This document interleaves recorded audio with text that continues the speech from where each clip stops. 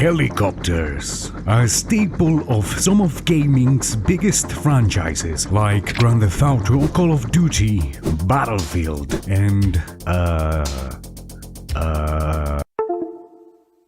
These powerful vehicles bring despair to enemies on the field and joy to whoever is masochistic enough to master its controls. But what would a game about using your helicopter to help people look like? Why have I never heard of it before? And why is it so much fun?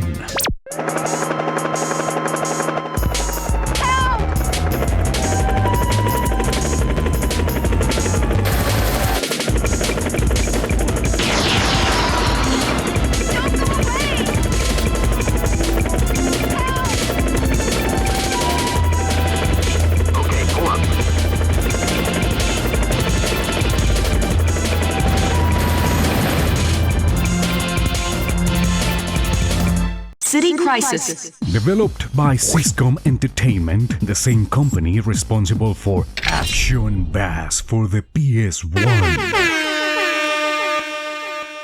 This game is categorized as a flight simulator, which is the same as calling Mario Kart a racing sim. Actually, Mario Kart is the perfect comparison. Both games offer a fun and colorful arcade driving experience with simple but responsive controls and stages that are pretty forgiving in a casual playthrough but require your full concentration and flawless execution to beat with the highest score. As soon as you press start, the game presents you with 5 options: training, record, missions, options, and time attack. First, we got training, a completely optional tutorial where you learn the basics of flying, rescuing, and firefighting. Wait, rescuing and firefighting? Jay, you beautiful creature, what in the heck are you talking about? Well, in this game, you work one of the coolest and most helpful jobs in the entire world, an emergency responder. And as the name of the profession suggests, your job is to get as fast as possible to the place of an emergency, for example, a fire, rescue as many victims as possible, and then control and extinguish the flames of said fire. So, starting with the flying training, we are explained the movement controls. Left trigger to hover, right button to dash, left stick to go forward when pushed up, backwards when pushed back, left and right stick to go down if pushed up if pushed down, rotate to the left and rotate to the right. This is flight control training. Go through every ring on the stage and land on the heliport. At the end, to test our understanding of the controls, we complete a small circuit following the circular checkpoints around the map.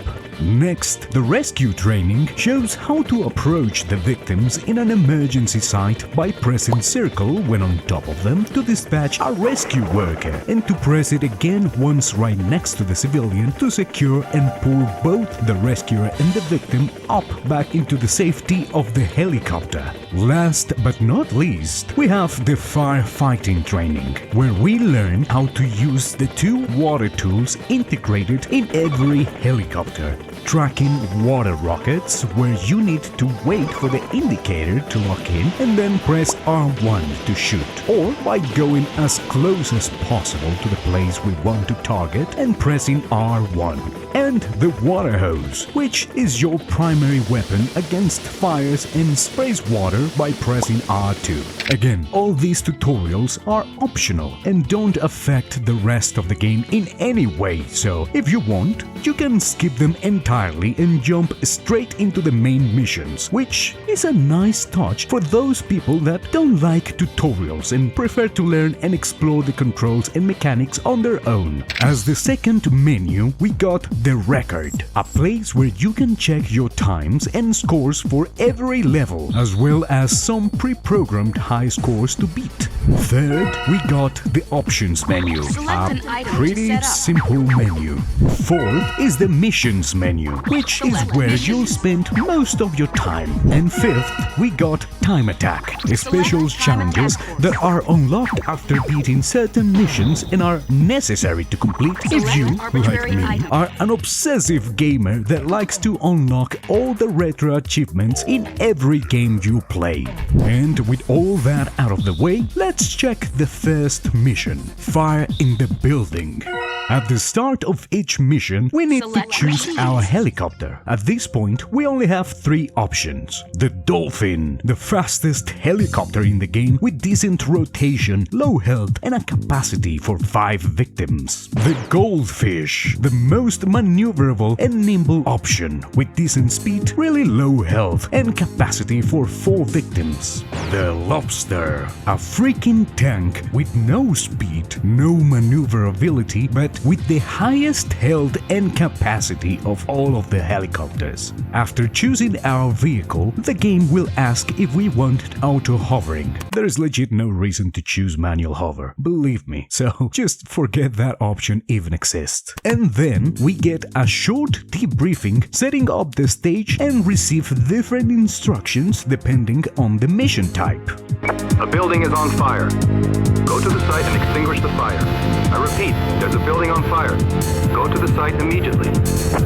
Once we gain control, the clock starts ticking and we have a limited time to rescue every victim and control the fires. But actually, let me explain the UI because it's not as straightforward as it seems. But before that, if you're liking the video, consider subscribing and leaving a like, you know, as a sign of love for retro games and gaming as a whole. On the top right, we got the compass, which guides you with 2 arrows through the city, a yellow one that always points towards the emergency sites and changes color depending on the average health of the survivors, and a blue one that always points towards the nearest helipad.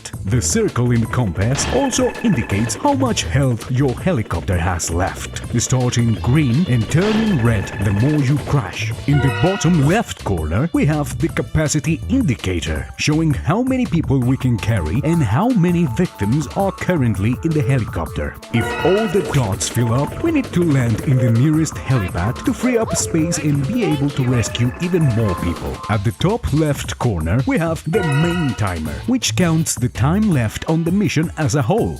But each emergency site has their own timer and all those individual times get added on the main clock. So, if, for example, you control an emergency, let's call it emergency A, with 90 seconds left on the clock, and a new emergency pops up, call it emergency B, with a timer of 150, your clock will show 240 seconds left. And if that main timer gets to 0, you fail the mission and need to retry the whole level. But the individual times, the 150 timer on emergency B, also mean how long you have before another emergency gets activated. So, going back to the example of having a total of 240 seconds left on the clock, if you don't manage to control emergency B by the time you have 90 seconds left, another emergency site, emergency C, will activate and its time will get added to the main clock, meaning you now have less time to control both emergencies. Below the clock, you can check your current score, and a little further down, you find your water level and the number of rockets available.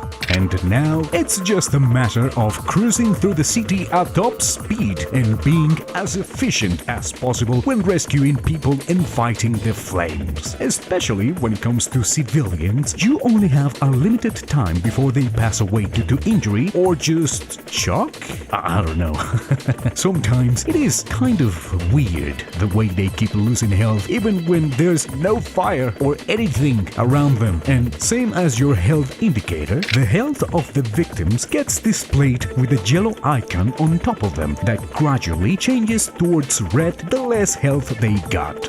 So, we rescue 5 people and 1 doggo, fight 3 different fires, and let 2 unfortunate souls go to Hades before finishing the mission and getting a B in our results screen, as well as our first achievement. And with this level of knowledge and a bit of patience, you can basically beat the whole game in under 2 hours. But if you want to get an S in every level and brag to your non-existent friends about your pristine achievement collection, you'll need to master every aspect of the game. Not only the movement, but also the best way to use or not to use your rockets, your water hose spray pattern, and find the perfect route to save as many victims as possible without taking too long. Believe me, this game's difficulty basically goes like this.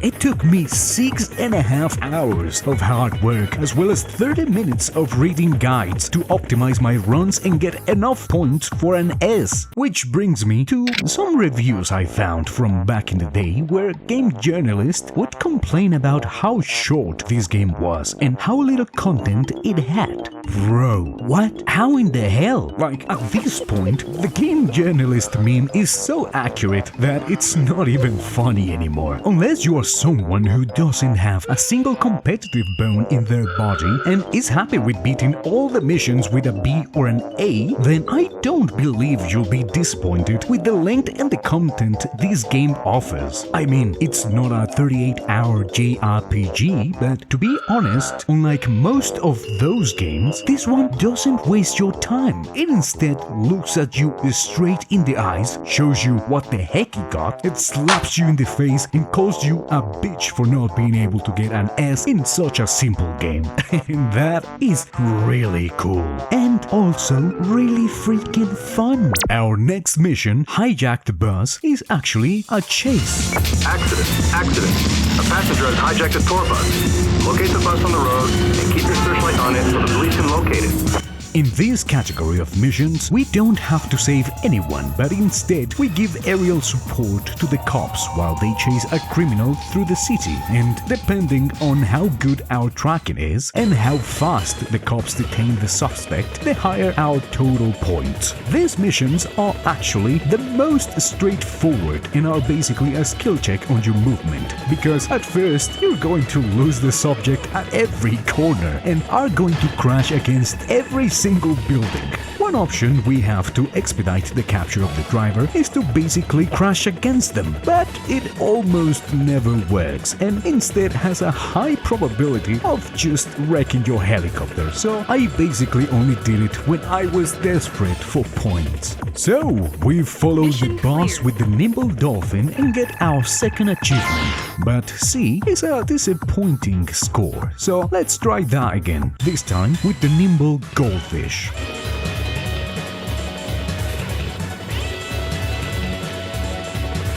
Mission clear. And that's our very first S rank, awarding us the first high rank achievement of the playthrough and our third achievement overall. By beating those 2 stages, we unlock the next rescue mission, Burning School Building. The school is on fire. Looks like an explosion from the chemistry lab. Extinguish the fire immediately.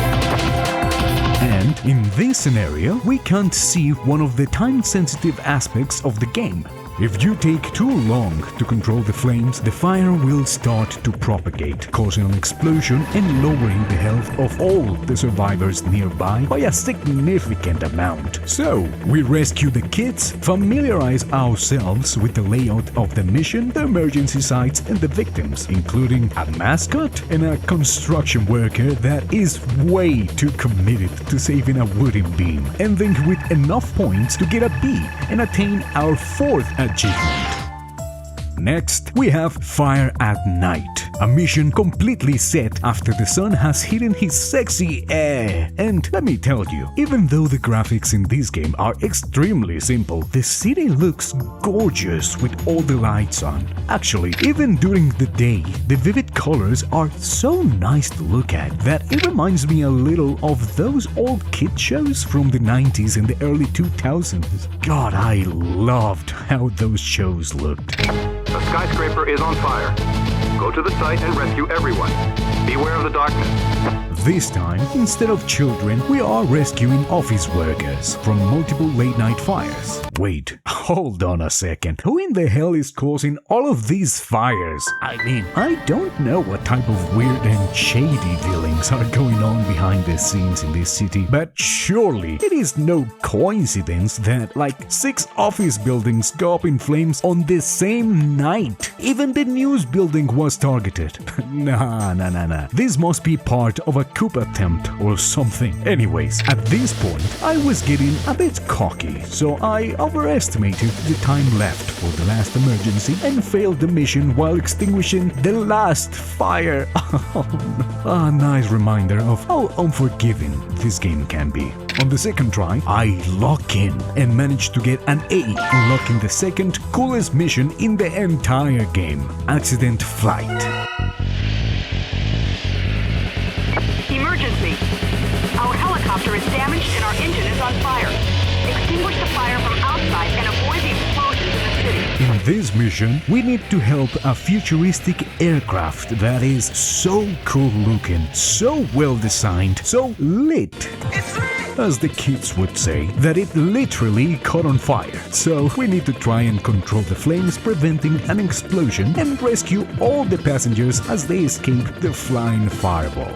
What a cool concept! It gives a new spin to the game's formula and tests your abilities to perform a rescue on a moving target. We rescue all 7 passengers and buy enough time for the aircraft to make an emergency landing, earning a B and crossing another achievement off the list. Beating this mission also unlocks the best helicopter in the entire game, the Bat, with good speed, good maneuverability, good capacity, but with a huge ass hitbox. And now we get to the hardest mission in the entire game, a literal brick wall that will either make you master the movement or give up completely. Runaway sports car.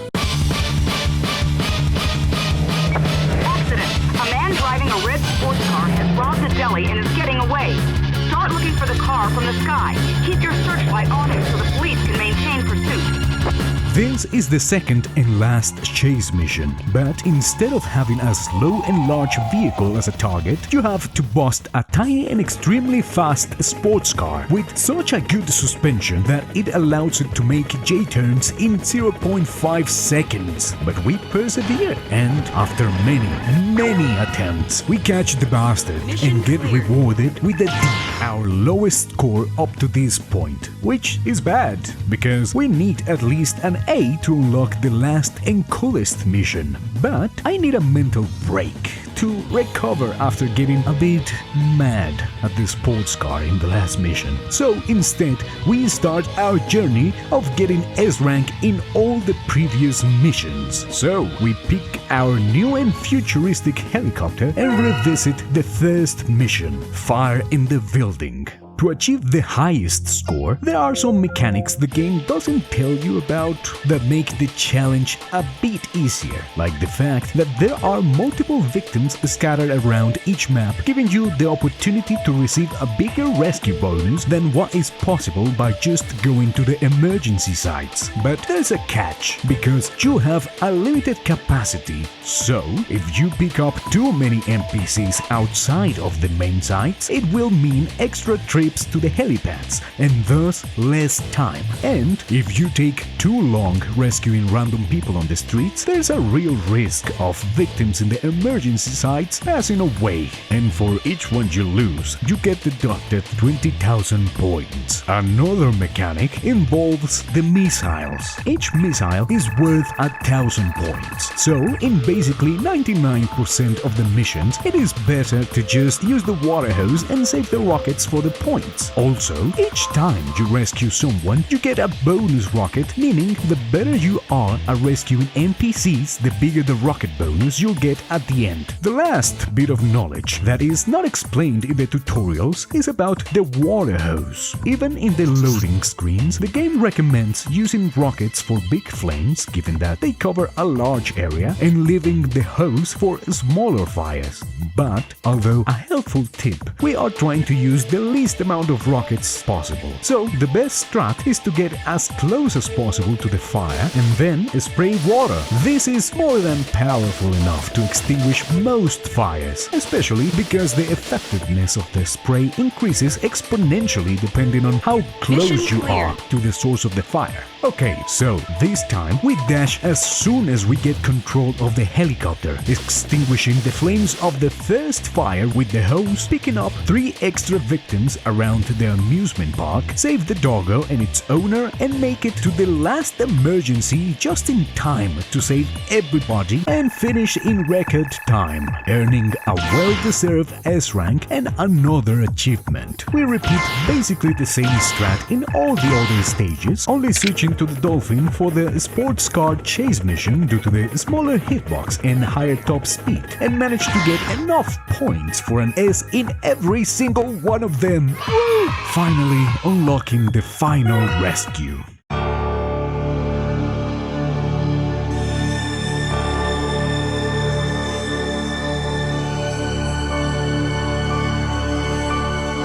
There was an earthquake that registered 7.5 on the Richter scale.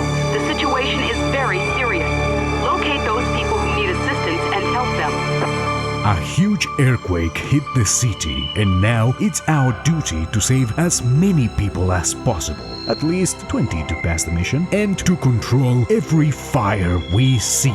For extra points, we can actually pass the mission just by rescuing people. But there's a catch. We don't know where the survivors or the fires are located, so we'll need to keep an eye open and sweep the area as efficiently as possible. In my first attempt, I actually managed to save almost every survivor, but ignore the flames because I didn't think that extinguishing all the fires would leave me enough time to save the people. But actually, you need to extinguish most of the fires in order to make enough points to get an S. And as a nice detail, in this mission you basically get infinite rockets, so you can be more efficient while extinguishing the flames without having to worry about the points deduction at the end. We try again, saving less people but fighting as many fires as possible, and manage to squeeze just enough points to reach S rank, marking the end of the game. Or, well, the main game. But we are still missing some achievements, and you get those by beating one of the most difficult but satisfying and fun challenges I've tackled in a long time. The time attack. 3 timed circuits around the city in 3 different situations. One during the day, another one during the night, and the last one in the ruins of the city. At first, every single circuit felt impossible to conquer, but the controls are so responsive and the helicopter handles so nicely that at one point you just get into a type of zen state and become a master pilot. But don't be fooled, I'm only showing you the successful runs, but before those there were countless failed ones. And after dominating every single one of the circuits, we get the final achievements and beat the whole game. And that, ladies and gentlemen, is City Crisis. I am legit speechless. This game was so much fun. Even after getting the last achievement, I considered playing it again just to see how far I could get in the leaderboards. Because, oh yeah, I forgot to mention this, the Retro Achievements page also has an online leaderboard for each level where you can compete against other players. It makes me so sad to know that most people have never heard of this gem, and that includes me, because if it weren't for the recommendation algorithm of Retro Achievements, I would have never ever even thought of playing a flight simulator, especially one about helicopters. So hopefully, with this silly little video, I managed to convince at least some of you to try the game out and show some much deserved love to this masterpiece. And that's the video. Thank you so much for watching. I got really sick last week, and even this week I'm still a little bit sick, so that's the reason why this video took so long to upload. But don't worry, I'm already working on the next one, and it's actually about another really cool but not so popular game. So yeah, be on the lookout for that. And yeah, if you liked the video, subscribing and leaving a like would mean the world to me. No, really. Also, if you have any game recommendations or any suggestions, you can leave them in the comment section below. I'm constantly checking them for any feedback, or if you prefer, just send me a message through social media. Anyway, thank you so much for watching. Much love, mwah mwah, multiple kisses on the lips, and see you later. Bye bye.